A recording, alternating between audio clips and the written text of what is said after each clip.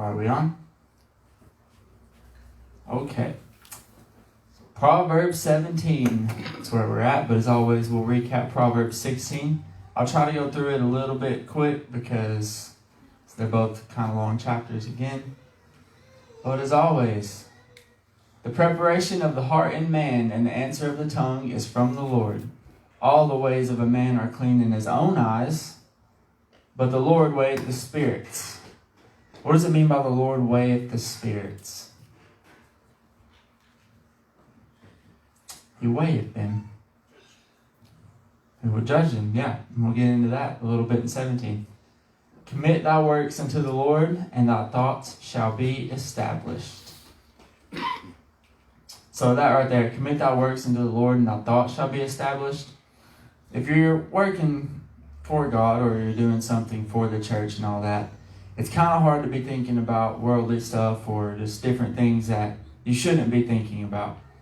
So the Russian Orthodoxy, I want to say, maybe one of their churches, they did something that I'm kind of torn about with it, but when they're working and just doing their task, they have a big cave up on a cliff where they go to work, so they're away from everybody.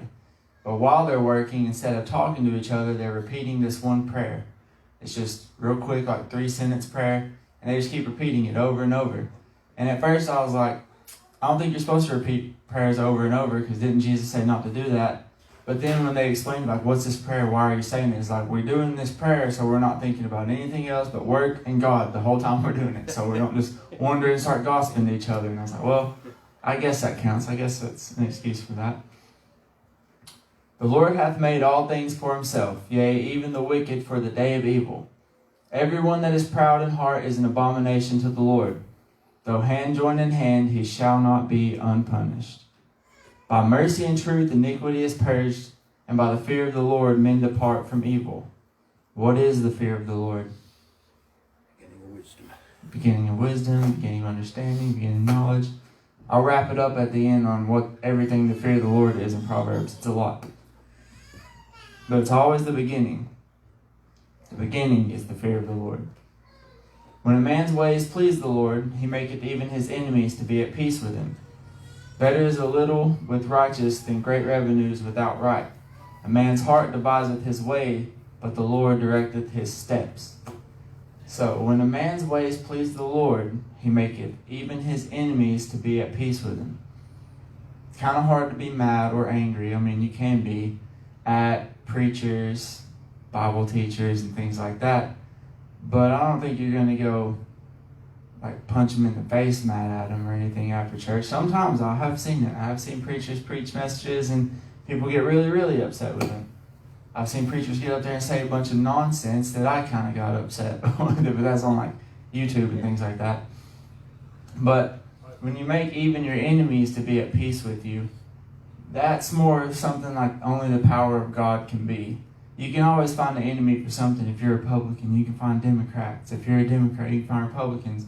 If you're with God, your enemies are what? People that don't believe in God. But if you're doing all the things the Bible tells you to do, that's all they got, is that you believe in God and they don't. Everything you're doing is fine. They have no reason to be mad or anything. So, a divine sentence is in the lips of the king. His mouth transgresseth not in judgment.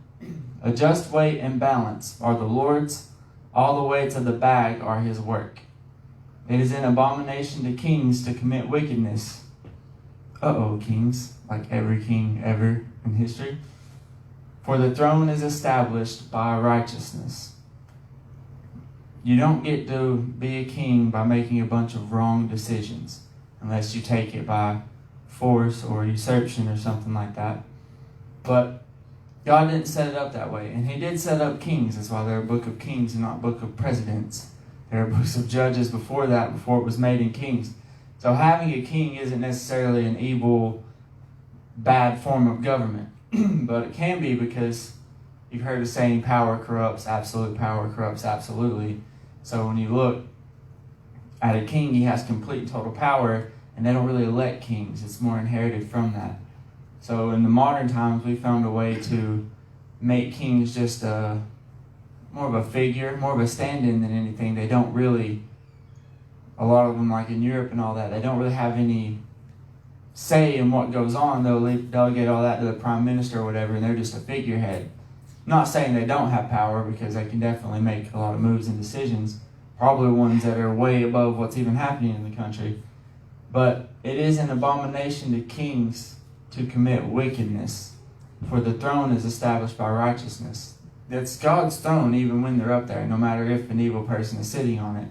God is in control of all the leadership. God's in control of everything. So when you take a spot where you can affect a lot of the people that serve God and you do wicked in that, that's why it's an abomination, because you have the power to do good and you're doing evil with it.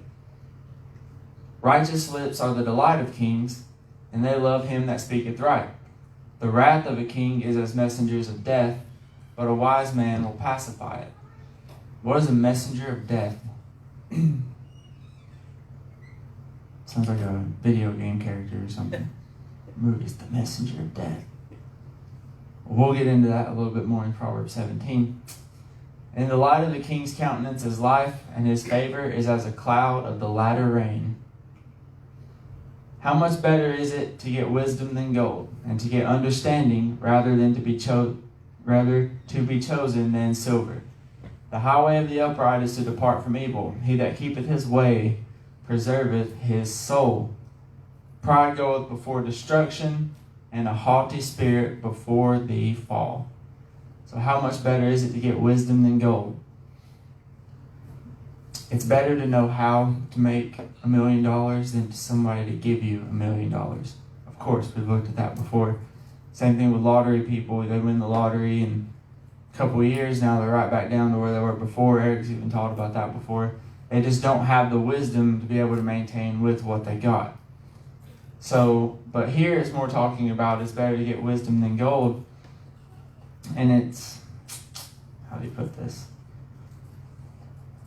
A lot of bad things can come with gold than that. So it's, like you said, we said earlier, absolute power corrupts absolutely. Well, what is the root of all evil? The love of money. And the more you have of it, the more you're probably going to be in love with it and what you can do with all of that. So some people won't let go of it even to save their own life and to save their own soul. And that is why it says, he that keepeth his way preserveth his soul. Better it is to be of a humble spirit with the lowly than to divide the spoil with the proud. He that handleth the matter wisely shall find good, and whoso trusteth in the Lord, happy is he. The wise in heart shall be called prudent, and the sweetness of the lips increaseth learning. Better is it to be of a humble spirit with the lowly than to divide the spoil with the proud. Where do we see hard cases of humble spirit with the lowly? What's a good example of that? A humble spirit with the lowly. Yeah, there's not a lot, are there? Not a whole lot of those going around right now. But we can give you a whole bunch of examples of dividing the spoil with the proud. How many times do people, like 2008 for example, when they bought up all the debt, circled it around for everybody and started selling it off, ruined lives of millions and millions of people, while a couple of people sat back and became billionaires off of it. Look at what just happened again with all the shutdowns. Lots of people lost their jobs, they started giving money around to everybody. But how did the people make money doing it? How did those billionaires double their money while everything was shut down? Any guesses? I'm not even 100% sure how they doubled it. How do you go from 20 billion to 40 billion while the economy is flatlined? That's beyond me a little bit, other than if you just stole it, just directed all of it. But something had to happen there, and they divided the spoil with the proud. So maybe it's just they got reward for playing along. I don't know. But that's unbiblical, the way that worked. I know that. It feels weird, since we can't make sense of it. What is it supposed to do? It's supposed to make sense. It's logos. And if something doesn't, it's probably something wrong going on there. So, understanding is a wellspring of life unto him that hath it, but the instruction of fools is folly. So remember that part right here, because it talks about it a lot in 17. The instruction of fools is folly. What does folly mean?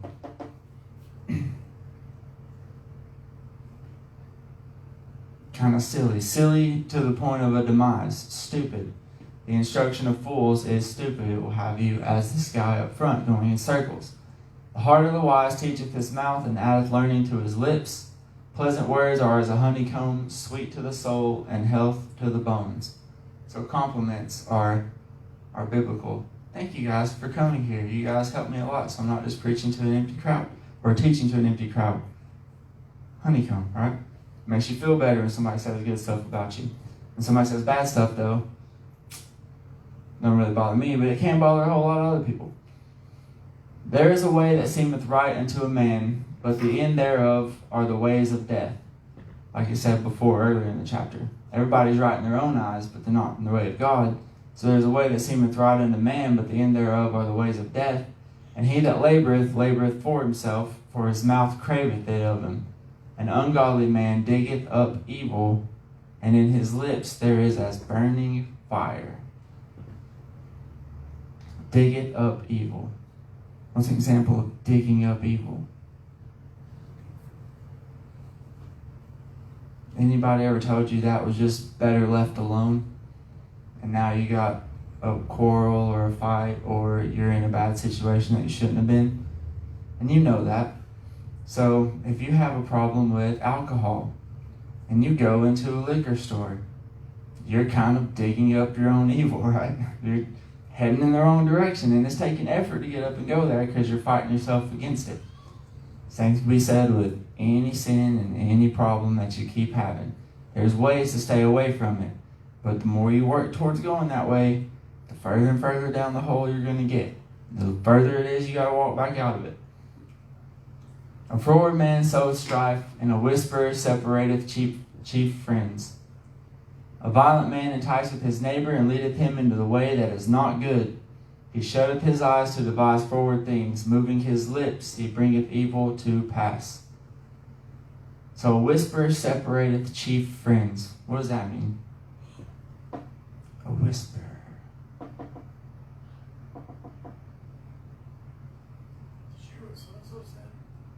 Yeah, it's more so gossip than all of that. If I go around saying bad things to everybody, you can have everybody fighting a lot more easily than you think, even really good friends, even chief friends, like it says here. Anybody ever done this? Don't do this if you haven't, but have you ever just started an argument between people just to like kind of watch them fight, and then you step back? You don't really say he or she said that. You just go up and you start talking about something you know this person doesn't like, and this person latches on and loves every bit of it. So that person starts arguing with them, and then you just kind of just step back and watch them argue and fight. Well, don't do that, because that's exactly what this is saying. And it's pretty easy to do. It's a little trick, but unbiblical to sin. Go back for doing it. Because also a violent man enticeth his neighbor, and leadeth him into the way that is not good. How many of you have ever been peer pressured into doing something you shouldn't have? Kids? How many of you have ever just done something you shouldn't have just because you were asked? Didn't take no pressure at all. It was more my thing. It's like, you want to do this? Yeah, sure.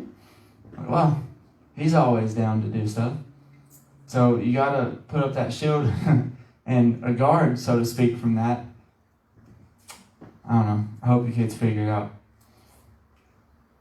The hoary head is a crown of glory, if it be found in the way of righteousness.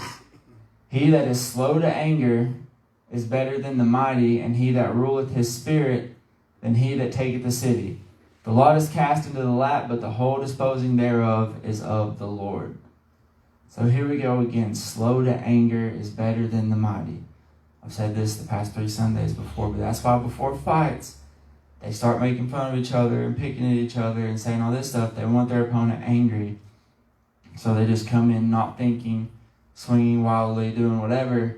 And when somebody's not thinking and acting wildly, it's so much easier to fight them than when they're not mad. I know that doesn't make sense at all to anybody who's never been in a fight, but if somebody's really mad, they don't fight nearly as good. Maybe a little harder, but way stupider. And it's just way easier to catch them doing stuff.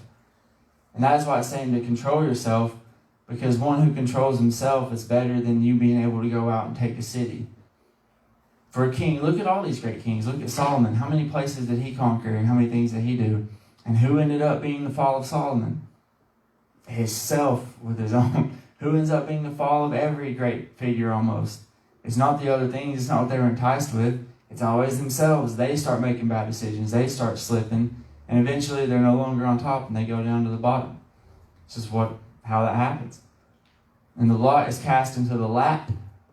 There you go. You got it?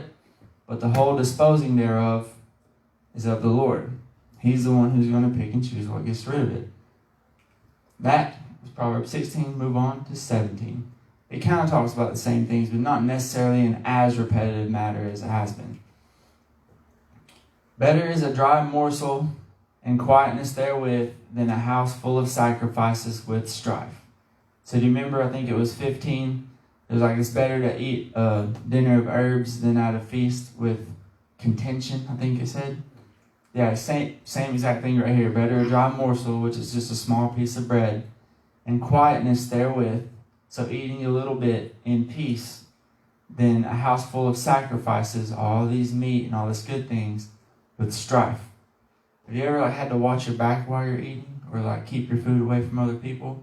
It's weird. It's a different kind of situation. And food is crazy. Food will make you wilder and want to fight more than money or anything when you get in that situation. But it's not fun, so it's better to just sit back and relax and eating stuff than to have everything you want and no peace that comes with it.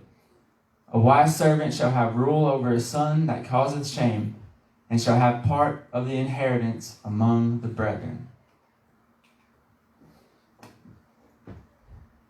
So what does that mean in 2? A wise servant shall have rule over a son that causeth shame. Let's say a father has all these fields, workers, farms, businesses, and one of the sons just doesn't care. He's rich, whatever. He's just going around prodigal sonning, but he's still prodigal. He's still out there. And then the dad dies, or this whole time he's like, look, my son never learned how to run this business. He never worked on the farm to understand it. None of the people here like him, but they all love this servant, and he knows everything about it. I know he's been with me since day one. He's going to get part of that inheritance over the son. And that is biblical, and that's Solomon even said that was the best idea.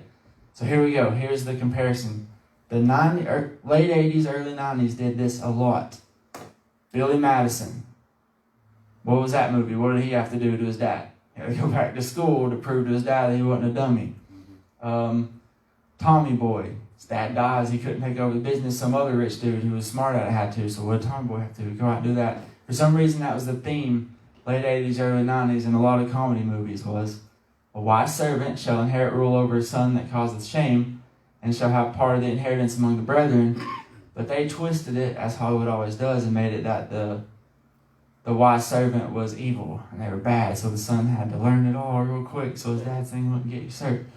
But that's exactly what that means, except for Tommy Boy's the bad guy and Billy Madison's the bad guy in this situation. And if you look at the movie, they kind of were the bad people in that.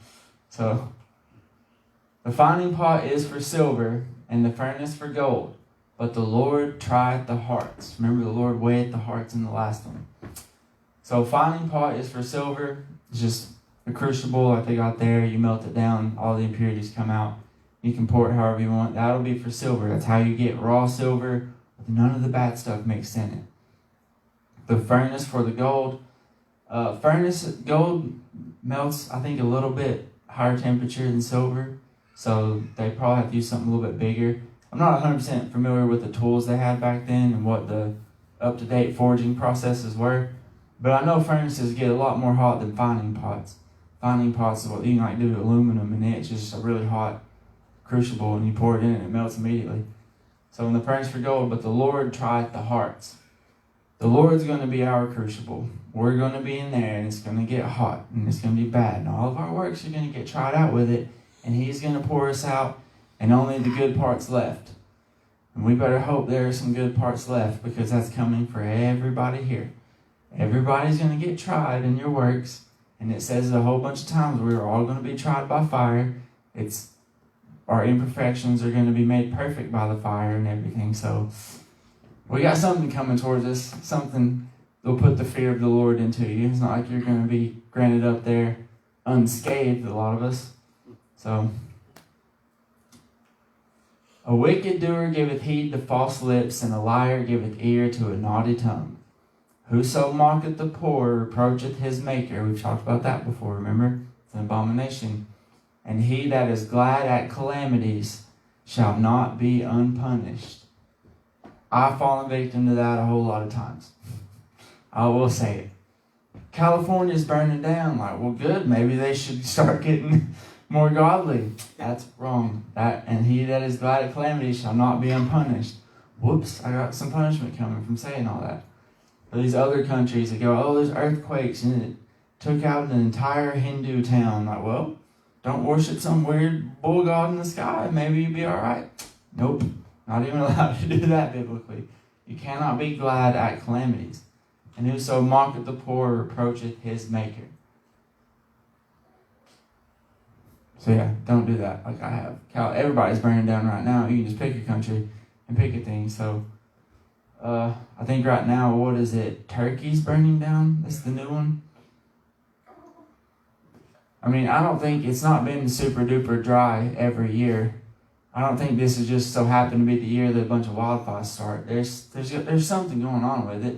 Nobody just burns Australia, Brazil, America, Turkey, and all these places. Oh, it just randomly all started catching on fire at the same time in 2 years. Somebody's burning us down, and I don't know why, and I don't really care to look into it. Just, I hope they figure that out, and that's bad because they're probably happy that a lot of it's burning down. Whoever set them and started it, and we just read in Proverbs, you shouldn't do that. I thought a lot about that yesterday, all the calamities, and looked at it a little bit. Children's children are the crown of old men, and the glory of children are their fathers. How many grandparents we got in here? Not a whole lot today, not as many as we normally do. But yeah, that's the crown. There's this guy I work with. His name is even Brother Bill. That's what everybody calls him. He's a very, very Christian guy. And he comes up all the time, and all he talks about is his granddaughter. His granddaughter. Doesn't get to see her much when he does, his granddaughter. He's teaching her songs to memorize all the chapbooks of the Bible in verse and just everything he's doing. But I guess that's the crown because, and I don't have kids, so I'm a little bit separated from this. But children's children are the crown of old men. It goes to show like you had a job to do in raising your kid, and now it got to the point where your kid is raising your grandkid. So you're kind of separated from the grandkid by that one generation, but still connected because that was your generation, your lineage. So I can see how that would be like, look, I carried on my generation. I carried on my seeds. My family's going to keep going with that. And, you're going to die, and he's going to be the grandpa, and he's going to be a grandpa. It's just something about a lineage, I don't know, that is really cool. It's why kings back in the day just wanted a son. They wanted a son so they could keep having kids to keep going down the line. And that's even biblical. Children's children are the crown of old men, and the glory of children are their fathers. Excellent speech becometh not a fool, much less do lying lips a prince. A gift is as precious stone in the eyes of him that hath it, whitherso it turneth, it prospereth. So a lot of people, I don't see it so much anymore. We used to do this all the time. Me and my friends back in the day, but when you would go somewhere or find something cool or unique, you would get one for you and then one to give as a gift to somebody later on down the road.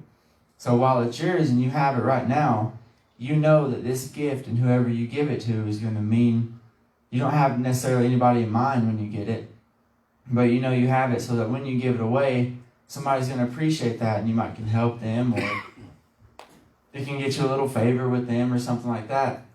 And this is what's talking about in 8. A gift is as a precious stone into the eyes of him that hath it, whitherso it turneth, whoever he gives it to, it prospereth. So it can help somebody out with that.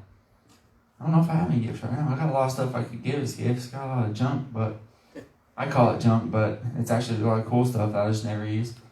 But yeah, gifts, when you have them, they are a good thing to have that you can give to other people. Now it's just like, oh, it's somebody's birthday, go to Walmart 5 minutes, come back, give it to them.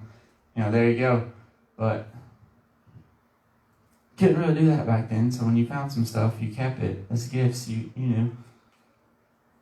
He that covereth a transgression seeketh love, but he that repeateth the matter separateth very friends. Now we're getting into that gossip again. He that covereth a transgression seeketh love. How many times has anybody ever done something bad, and then your friend kind of just say, oh, I don't know who did that, or they cover it up for you, and then you end up not getting in trouble, and you're like, oh, I owe you so much, thank you. It's happened a lot to me back in the day. And I like to think, I hope that I've helped out some of my friends by doing some of the same stuff.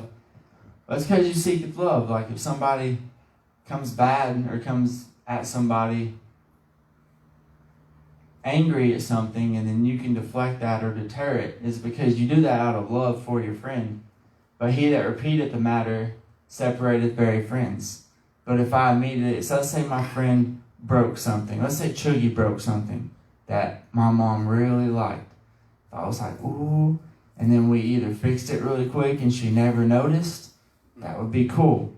But if, 5 seconds after Mom walks in, I'm like, Mom, look what he did, and repeat the matter, now I drew attention to what might have gone unnoticed, and he's in trouble. So that will separate very friends. You shouldn't do that. You shouldn't be tattletelling. The Bible doesn't like tattletelling.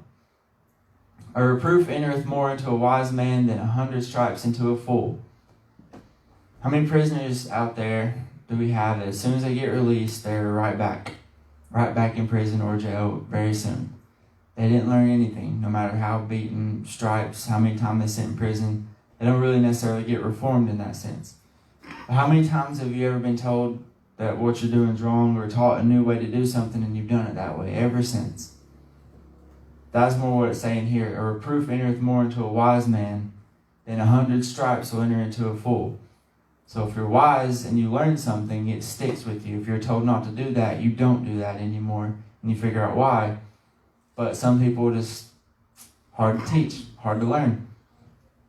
An evil man seeketh only rebellion, therefore a cruel messenger shall be sent against him. Earlier we said evil messenger of death, or something like that. So what do you think a cruel messenger is in this sense? I put it up here for you. In the Hebrew, harsh, cruel. A savage messenger, in quotations. One who brings grievous tidings, such as a sentence of death.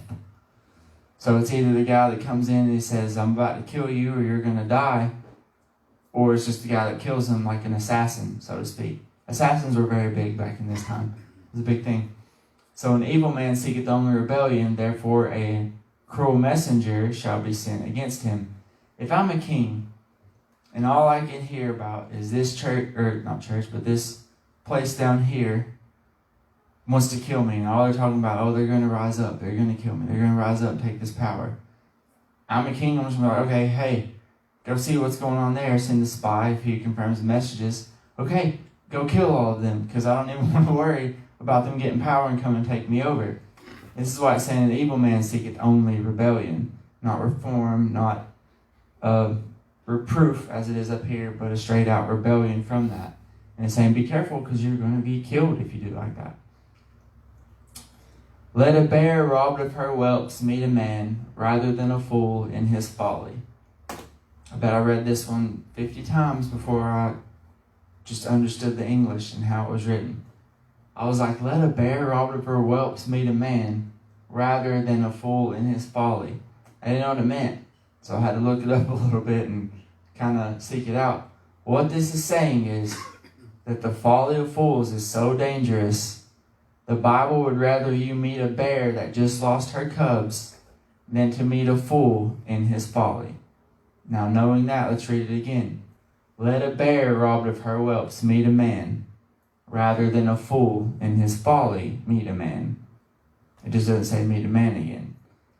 So that's how seriously Proverbs in the Bible takes foolishness. It's better for you to meet a bear that just lost her cubs, which is one of the scariest things in the world, than a fool in his folly, than get caught up with the dummy and his ideas and silliness and all that. One might be just quick pain, instant death, or you might take a few lashes. The other can seriously mess up your life, your reputation, your family's lives, and everything therewith. So the Bible's pretty strict, pretty serious about that. Whoso rewardeth evil for good, evil shall not depart from his house. The beginning of strife is as when one letteth out water, therefore leave off contention before it be meddled with. So whoso rewards evil for good, evil shall not depart from his house. What does it mean to reward evil for good?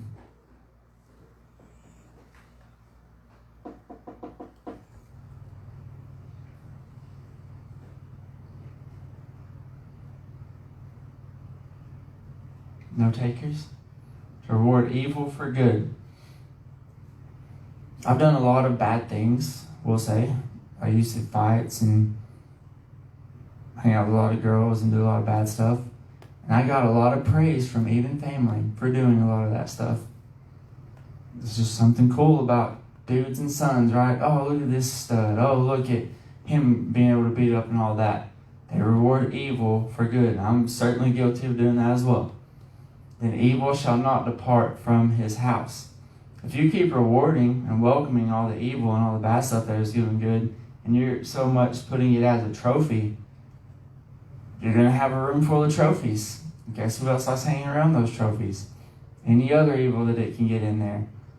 So, don't reward evil for good. Don't high-five people that do the bad stuff. I know it's hard and weird sometimes because society has set us up in a certain way, but evil shall not depart from his house, and I want evil out of my house. I don't know about you guys. I don't want anything there. And this is actually from a Japanese thing, so we're a little bit cultured in this church. I don't know if you know that or not. A little Japanese imagery. He that justifieth the wicked, and he that condemneth the just, even they both are an abomination to the Lord. Wherefore is there a price in the hand of a fool to get wisdom, seeing he hath no heart to it? So that bottom one there's nothing you can do to make a fool want wisdom, because he doesn't even have an idea of price for it. He has no heart to get wisdom, so there's nothing you can pay him to want to get it. Nothing he's going to pay you to get it. And up here, he that justifieth the wicked, and he that condemneth the just, even they both are abomination to the Lord. So there's something else, and we'll kind of come back to that a little bit later on. But he that justifieth the wicked. Anybody ever heard of Dick Cheney? A lot of you younger people probably haven't. Other people have. What happens if you go hunting with Dick Cheney? Shot. You get shot in the face, right?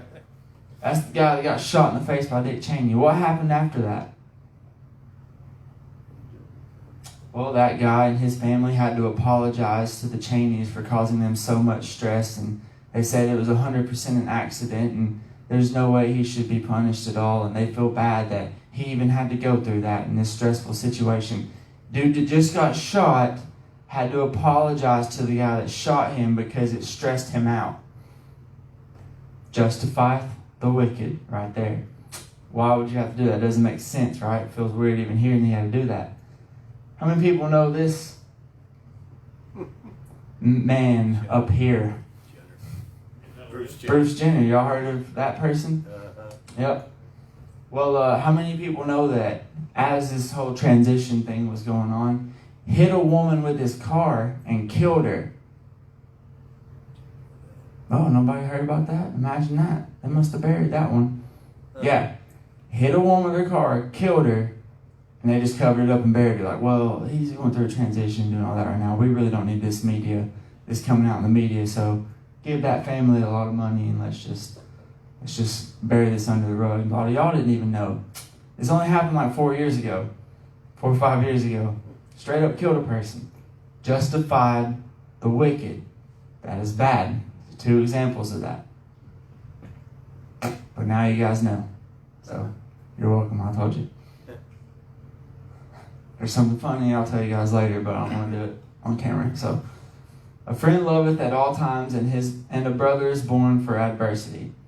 It's meaning like a rival. You know, me and my brother are too old to necessarily be rivals, but if you're born like back to back, you know, you're always competing with each other in sports and everything. And that's okay, it's biblical. A man void of understanding striketh hands, and becometh surety, we talked about surety before, in the presence of his friends. He loveth transgression that loveth strife, and he that exalteth his gate seeketh destruction. A man void of understanding striketh hands, somebody who's always quick to punch and everything, and becometh surety. What does surety mean? Kind of like a cosigner. He becometh surety, cometh backup in the presence of his friend. So how many of you have ever been about to be in a fight before and you go get your big, strong, fighting friend to come with you? Why? Because he will fight, and maybe this guy don't want to fight me if I bring him. A man void of understanding striketh hands and becometh surety in the presence of his friend. This biblically is telling you not to be that guy. Don't be the guy that everybody wants to bring with you just because you'll fight and punch and throw hands with people and become safe. So you see all these rappers walking around with all these big bodyguards. Not supposed to do that. If you were so cool, you wouldn't need to walk around with big bodyguards and all that. So you don't live very dangerous lives walking down the streets of Hollywood, I hate to tell you. It's not exactly the streets you talk about. But that's what it's saying here. Don't be one of those guys that just walk around wanting to fight just to keep your boys safe and all of that.